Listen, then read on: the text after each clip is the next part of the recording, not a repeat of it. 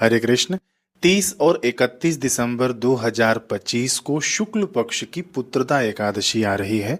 एकादशी तिथि शुरू हो जाएगी 30 दिसंबर को सुबह 7:50 से और यह तिथि रहेगी 31 दिसंबर को सुबह में 5 बजे तक। तो 30 दिसंबर को आपको व्रत उपवास नहीं करना है। व्रत उपवास आपको 31 दिसंबर को ही करना है, क्योंकि मैंने पहले भी कई शास्त्रों के प्रमाण द्वारा आपको बताया है कि दशमी युक्त एकादशी का व्रत उपवास नहीं करना चाहिए। इससे घोर नरकों की प्राप्ति कही गई है। जैसे गांधारी जी ने, जो कौरवों की जो माता थी, उन्होंने दशमी युक्त एकादशी का व्रत किया था तो उनके 100 पुत्रों का नाश हो गया, उनके राज्य का नाश हो गया। इतने घोर पाप लगता है दशमी युक्त एकादशी का व्रत करने से। तो 30 दिसंबर को दशमी युक्त एकादशी है, तो इस दिन आप लोग व्रत उपवास नहीं करना, 31 दिसंबर वाली करना, ठीक है। अब देखिए, 30 दिसंबर को सुबह से ही एकादशी शुरू हो जा रही है, तो आप 30 दिसंबर को ना चावल नहीं खाना। चावल क्यों नहीं खाना चाहिए एकादशी के दिन, इसके ऊपर भी मैंने वीडियो बना रखा था। कई पौराणिक कथाएं हैं कि चावल क्यों नहीं खाना चाहिए। एक लाइन में आपको बता दूं कि इससे ब्रह्म हत्या का पाप लगता है, ठीक है। तो 30 दिसंबर को आप लोग चावल खाने से बचना। और यदि आपको याद नहीं आएगा कि 30 दिसंबर को तो हम भूल ही गए, चावल खा लिए, तो आपको मैं लिंक दे दूंगा डिस्क्रिप्शन में, उस पर आप लोग जुड़ जाइएगा। उसके ऊपर मैं रोज का कुछ ना कुछ डालते रहता हूँ कि आज यह है, मैं रिमाइंडर डाल देता हूँ ताकि आप लोगों को याद हो जाए, ठीक है।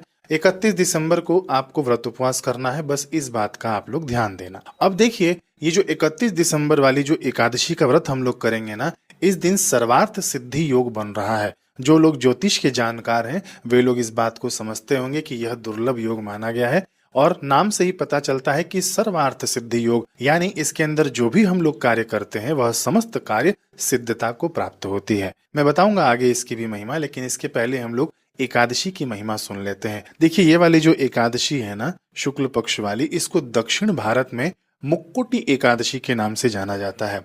ऐसी मान्यता है वहां के लोगों की कि इस दिन वैकुंठ का द्वार खुला रहता है। तो श्रद्धालु जन, जो लोग इस एकादशी का व्रत उपवास करते हैं, उनको वैकुंठ लोक की प्राप्ति होती है। ऐसे दक्षिण भारत की मान्यता है। बाकी ऐसे पुराणों में इस चीज का वर्णन नहीं मिलता है, यह भी मैं आपको स्पष्ट रूप से बता देता हूँ। अब एकादशी की महिमा, जो व्रत कथा के नाम से भी हम लोग जानते हैं, जिसका वर्णन पद्म पुराण में आता है, उसके अंतर्गत मैं आपको बताता हूँ कि युधिष्ठिर भगवान श्री कृष्ण से प्रश्न पूछते हैं इस एकादशी के विषय में। तो भगवान श्री कृष्ण युधिष्ठिर को बताते हैं कि पुत्रदा नाम नामना स सर्व पाप हरा परा, यानी इस एकादशी का नाम पुत्रदा है और यह सभी पापों को हरने वाली श्रेष्ठ एकादशी मानी गई है। आगे भगवान कहते हैं कि नारायणो अधिदेवोस्या कामदः सिद्धिदायकः नातः परतरा काचित् त्रैलोक्ये सचराचरे। इसका अर्थ है कि इस एकादशी के अधिदेवता यानी अधिष्ठाता देव, यानी इस एकादशी के देवता भगवान नारायण हैं, जो कामनाओं को पूर्ण करने वाले हैं। यानी जो भी इस एकादशी का व्रत उपवास करता है, कुछ इच्छा लेके, कुछ कामना लेके, तो भगवान नारायण की कृपा से वह पूर्ण होती है और सिद्धि देने वाली यह एकादशी है। चर और अचर यानी जड़ और चेतन, यानी तीनों लोकों में इससे बढ़कर दूसरी कोई एकादशी नहीं है। ये भगवान श्री कृष्ण युधिष्ठिर से बता रहे हैं। आगे कहते हैं कि विद्यावंतम यशस्वंतम करोति च नरहरि। इसका अर्थ है कि भगवान श्री हरि इस व्रत को करने वाले मनुष्य को विद्यावान और यशस्वी बनाते हैं। देखिए, कौन सा विद्यावान, ये पेट पालने वाली विद्या नहीं, सा विद्या या विमुक्तये, यानी ऐसी विद्या ग्रहण करने की हमारी बुद्धि बन जाती है कि जो हमको मुक्ति प्रदान करे, है ना, जो ब्रह्म विद्या हमको प्रदान करे। यशस्वी यानी भगवान का यश गान करने वाले हम लोग बन जाएं, ऐसी बुद्धि हमारी हो जाती है ये भगवान की कृपा से, जो लोग इस एकादशी का व्रत उपवास करते हैं। अब देखिए, बड़े गूढ़ रहस्य की मैं बात आपको बताऊंगा, क्योंकि ये वाली चर्चा हमारे मित्रों के बीच में भी हुई थी। आप लोग इसे जरूर सुनिएगा और इस पर विचार करिएगा। देखिए, इस एकादशी का नाम है पुत्रदा एकादशी। पुत्रदा यानी पुत्र देने वाली एकादशी। तो कई लोग सोचते हैं ना कि हमारे पास तो पुत्र पहले से हैं, अथवा तो हमारे कुल खानदान में पुत्र हैं, हमको पुत्र की तो आवश्यकता नहीं है, तो हम इस एकादशी का व्रत उपवास क्यों करें। अथवा तो कई लोग भयभीत हो जाते हैं कि हमको आगे पुत्र नहीं चाहिए और पुत्र नहीं चाहिए, हमको और संतान नहीं चाहिए, हम इस एकादशी का व्रत उपवास नहीं करेंगे। अथवा तो कई लोग जो अविवाहित होते हैं ना, चाहे महिला हो चाहे पुरुष हो, वे लोग भी सोचते हैं कि अभी तो हमारी शादी नहीं हुई है, तो हम लोग क्यों इस एकादशी का व्रत करें, पुत्रदा एकादशी वाला। हमारी जब शादी हो जाएगी, ब्याह हो जाएगा, तब हम अपने ससुराल में, अथवा तो लड़का है तो कहता है कि हमारी शादी ब्याह के बाद हम इस एकादशी का व्रत करेंगे, है ना। तो ये सब जो आपकी धारणा है ना, वो केवल बुद्धिगत धारणा है आपकी, ठीक है। यदि ऐसा विचार आता हो तो मेरी बातों को आप लोग ध्यान से सुनिए। यदि आप इस एकादशी की व्रत कथा पढ़ेंगे अथवा तो सुनेंगे तो उसमें लिखा है कि एक राजा थे जो बड़े धर्मात्मा थे, भक्त थे, फिर भी उनको कोई पुत्र नहीं हुआ। तो ध्यान से देखिए, राजा के पास भक्ति है ना, राजा भक्त है तो उनके पास भक्ति तो है, लेकिन पुत्र नहीं है। आपने यदि भागवत जी का श्रवण किया होगा तो उसमें वर्णन आता है कि भक्ति के पुत्र हैं ज्ञान और वैराग्य।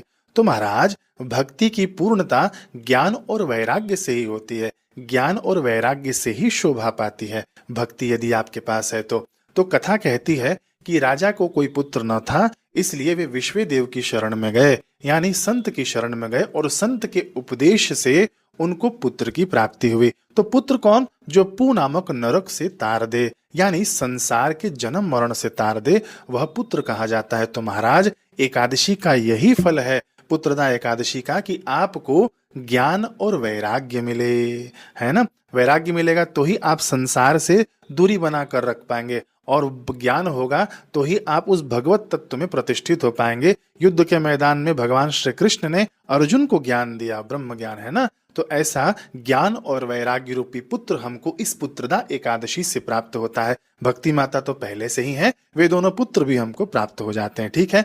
तो इस एकादशी को यत्न पूर्वक करना चाहिए सभी को, ताकि हम भी इस दुखालय संसार से तर सकें भक्ति, ज्ञान और वैराग्य के माध्यम से। खैर, तो ये थी बातें कुछ हमको समझने लायक, ठीक है। अब आगे बढ़ते हैं हम लोग। इस दिन मैंने कहा था कि सर्वार्थ सिद्धि योग भी बन रहा है। शास्त्र कहते हैं कि वार नक्षत्र संयोगो योगः सर्वार्थ सिद्धिकृत सिद्धिम अभ्यर्थितम दद्यात कर्मणा च सुसिद्धिदः। इसका अर्थ है कि दिन और नक्षत्र के विशेष संयोग से सर्वार्थ सिद्धि योग बनता है। यह योग वांछित सफलता प्रदान करने वाला है। वांछित सफलता यानी जो इच्छा से इस योग में हम लोग कुछ कार्य करेंगे, सत्कर्म करेंगे, वह हमको प्राप्त होता है, और इसमें किए गए सभी शुभ कार्यों की उत्तम सिद्धि प्राप्त होती है, यानी वह कार्य सफल हो जाता है। आगे शास्त्र कहते हैं कि यस्मिन योगे प्रकुर्वित सिद्धिर्भवति निश्चितम सर्व कार्य प्रसाधकः। इसका अर्थ है कि इस योग में जो भी कार्य आरंभ किया जाता है उसमें निश्चित रूप से हमको सफलता मिलती है, इसीलिए इसको सर्वार्थ सिद्धि योग कहा जाता है, कार्यों की सिद्धि देने वाला। तो हम लोग इस दिन क्या क्या कर सकते हैं वह भी आप लोग सुन लेना। इस दिन आप लोग को कोई नया बिजनेस शुरू करना हो, कोई नई दुकान खोलनी हो, कोई नया व्यापार करना हो, है ना, तो आप इस दिन कर सकते हैं 31 तारीख के दिन, ठीक है। सर्वार्थ सिद्धि योग है, पूरा दिन योग है सूर्यास्त तक। अब कुछ आपको खरीदारी करनी है। कई ना हमारे यूट्यूब में कमेंट आते हैं, लोगों के द्वारा पूछा भी जाता है कि हमको वाहन लेना है, लेकिन ये खरमास चल रहा है, धनुर्मास चल रहा है, तो हम लोग वाहन कब ले सकते हैं? तो वाहन आप लोग इस दिन ले सकते हैं, 31 दिसंबर के दिन, ठीक है। सोना चांदी आभूषण या प्रॉपर्टी आपको कुछ खरीदना हो तो इस दिन आप लोग खरीद सकते हैं। सर्वार्थ सिद्धि योग है, यह आपको फलित होगा। नौकरी, नई नौकरी की आपकी ज्वाइनिंग है तो नया नौकरी आप लोग इस दिन ज्वाइन कर सकते हैं। इंटरव्यू आप लोग इस दिन दे सकते हैं। देखिए, ये सब ना ज्योतिष ग्रंथ के हिसाब से मैंने आपको ये चीजें बताई है। सर्वार्थ सिद्धि योग भी इसके अंदर पड़ रहा है, तो हम लोग लाभ क्यों नहीं लें। इस योग से यदि किसी को मंत्र अनुष्ठान शुरू करना हो तो इस योग से आप लोग शुरू कर सकते हैं, यानी 31 दिसंबर से आप लोग शुरू कर सकते हैं। अब आप लोग कहेंगे कि गाड़ी नहीं खरीदना चाहिए धनुर्मास में, प्रॉपर्टी आदि नहीं खरीदनी चाहिए, नहीं, लेकिन कुछ कुछ योग होते हैं जो योग शुद्ध कर देते हैं इस धनुर्मास को भी, तो इसके अंदर आप लोग खरीद सकते हैं जो मैंने आपको बताया है। अब आप लोग कमेंट में इस चीजें मत पूछना, ठीक। अब देखिए, ज्योतिष शास्त्र में जो ये योग बन रहा है सर्वार्थ सिद्धि योग एकादशी के दिन, इसको ना ध्रुव शब्द से भी संबोधित किया गया है। ध्रुव का क्या होता है? देखिए, ध्रुव तारा आपने नाम सुना होगा, वह एक ही जगह पर रहता है। जो कोई रास्ता भटक जाते हैं, जो कोई पर्यटक होते हैं ना, तो ध्रुव तारा हमेशा उत्तर दिशा में मिलता है, यानी नॉर्थ डायरेक्शन में मिलता है, यानी ध्रुव तारा वैसे का वैसे रहता है, अटल रहता है, ठीक है। तो ये जो योग बन रहा है सर्वार्थ सिद्धि योग, आप इसके अंदर जो भी पुण्य करेंगे, चाहे वह जप करें, भगवान के लिए व्रत उपवास कर रहे हैं, आप एकादशी का तो करेंगे ही, दान पुण्य कर रहे हैं, भगवान के नाम को जप रहे हैं, कीर्तन कर रहे हैं, अथवा तो सत्संग आदि का श्रवण कर रहे हैं, अथवा तो आप लोग निस्वार्थ सेवा कर रहे हैं, यह सब ध्रुव होने वाला है। ध्रुव यानी अटल होने वाला है, ऐसा पुण्य जो कभी आपके जीवन से हिलेगा नहीं। शास्त्र प्रमाण सहित मैं आपको बता रहा हूं कि यस्मिन कृतानि कार्याणि सिद्ध्यन्ति ध्रुवमेव हि सर्वार्थ सिद्धि योगयम सर्व कार्य प्रसादकः। इस सर्वार्थ सिद्धि योग में किए गए सभी कार्य निश्चित रूप से ध्रुव रूप से सिद्ध होते हैं। यह योग सभी प्रकार के कार्यों को साधने वाला और उन्हें स्थायित्व देने वाला है, यानी अटल करने वाला है। ठीक, अब आखिरी में मैं आपको बता दूं कि एकादशी के व्रत का पारण आपको करना होगा 1 जनवरी को। समय रहेगा सूर्योदय से लेकर सुबह के 9:18 के बीच में। अब मान लीजिए इसके अंदर किसी को ऑफिस जाना हो अथवा तो खाना नहीं बना हो, आपके पूजा पाठ का नियम नहीं हुआ हो, तो आप लोग कैसे व्रत उपवास खोलेंगे, पारण कैसे करेंगे?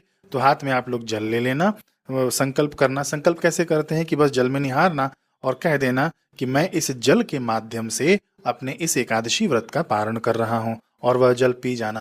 क्यों जल के माध्यम से किया जाता है? क्योंकि ना जल में भगवान का निवास होता है, अथवा तो वरुण देवता भी होते हैं, नारायण कहा जाता है ना, यानी जल में निवास करने वाले भगवान, और उससे आप लोग व्रत अपना खोल सकते हैं। यह भी एक पद्धति मैंने आपको बता दी। कई लोग पूछते हैं कि क्या हम चावल से व्रत उपवास खोल सकते हैं? बिल्कुल आप लोग खोल सकते हैं चावल से भी। तुलसी पत्र से खोल सकते हैं, बिल्कुल खोल सकते हैं। कुल मिला के आपको पारण कर लेना चाहिए, तभी आपकी व्रत की पूर्णता मानी गई है ना, नहीं तो व्रत की पूर्णता नहीं मानी जाती है। अब देखिए, ये सब जो शास्त्रों से मैं निकाल कर ले आता हूं ना, इसके अंदर बड़ा समय लगता है, इसके अंदर खूब एकाग्रता लगती है, अध्ययन लगता है ना। तो ऐसे ही आप लोग इसे सुनकर नहीं चले जाना, औरों को भी भेजना, ताकि अपने शास्त्रों का अनमोल ज्ञान उन तक भी पहुंचे और वे लोग भी लाभान्वित हों। आप लोग भी अच्छे से व्रत उपवास करना। बाजार में जो फलाहारी चीजें मिलती हैं उनको खाकर अपने व्रत उपवास का सत्यानाश नहीं करना।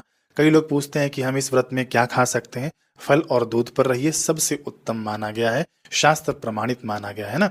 नमक क्यों नहीं खाना चाहिए और बाकी सब चीजें क्यों नहीं खानी चाहिए, सबके ऊपर मैंने वीडियो बना रखा है, इसी चैनल पर आपको मिल जाएगा, वो भी आप लोग देख लेना। सबसे उत्तम आहार फल और दूध एकादशी के निमित्त। ठीक है, आखिरी में जाते जाते फिर से याद दिलाऊं कि 30 दिसंबर को चावल खाने से बचना। हमारे व्हाट्सएप के चैनल से आप लोग जुड़ जाइए। बाकी एक निशुल्क सेवा हमने शुरू किया हुआ है, फोन कॉल के माध्यम से। कुछ भी आपको शंका हो तो आप लोग उस नंबर पर कॉल करिए, हमारे मित्र, हमारे जो सहयोगी लोग हैं वे आपसे संपर्क कर लेंगे और आपसे बात हो जाएगी। लेकिन उनको भी परेशान नहीं करना, उनकी भी फिर से उनको भी अपने कार्य होते हैं, उनकी भी अपनी व्यस्तता होती है, कभी वे लोग फोन नहीं उठा पाए तो आप लोग क्रोध न करना। ठीक है, समय रहेगा सुबह 9:30 से लेकर 11:30 तक, दोपहर में 1:30 से लेकर 3:30 तक। हो सके तो इसी में आप लोग कॉल कर लेना उनको। बाकी अब मिलते हैं हम लोग अगले वीडियो में। हरे कृष्ण।